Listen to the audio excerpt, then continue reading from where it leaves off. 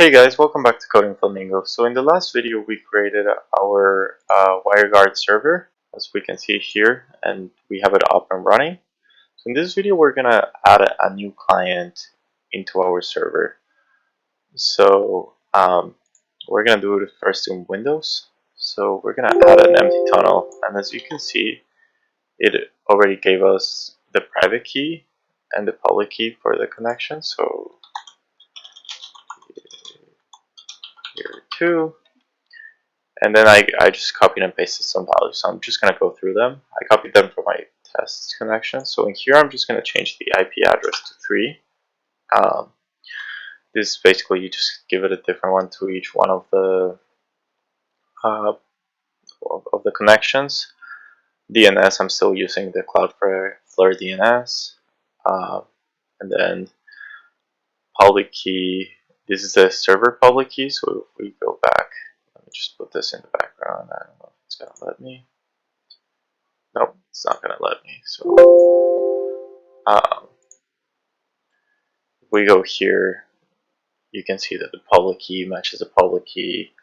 Allowed IP addresses, if you leave 0000, everything is going to go into the tunnel. If you specify specific IP addresses, then it'll do a split tunnel. So like only the specified ones will go through the tunnel. Everything else will go without a VPN. Then endpoint, this is the endpoint, so this is my public IP address, and the port that I forwarded on my router for this, and as you can see, it matches the same port in here.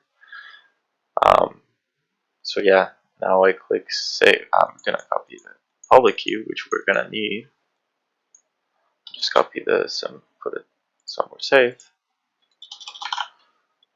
And so I'm gonna save this, and if we try to connect right now, it's not gonna work because we haven't registered this client. So then we're gonna go to our server, and we're gonna navigate to our WireGuard folder, and then we're gonna modify the so let's do an ls. We're gonna modify WG0 config. So in here, we're gonna copy this. In here we have to change the IP to match the 3.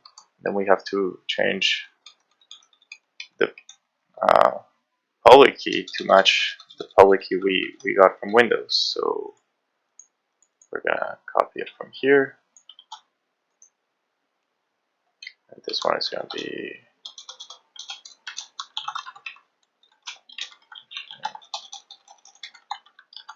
so we're gonna save. So now we're gonna restart the service.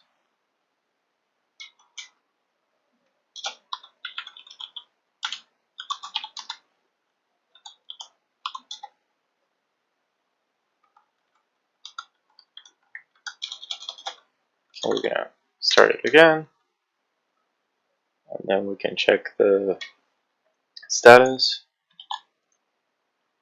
and we can see there's 2 peers. So now we go back here, and we test it. It activated. So now if we go to a website, it'll go through the VPN.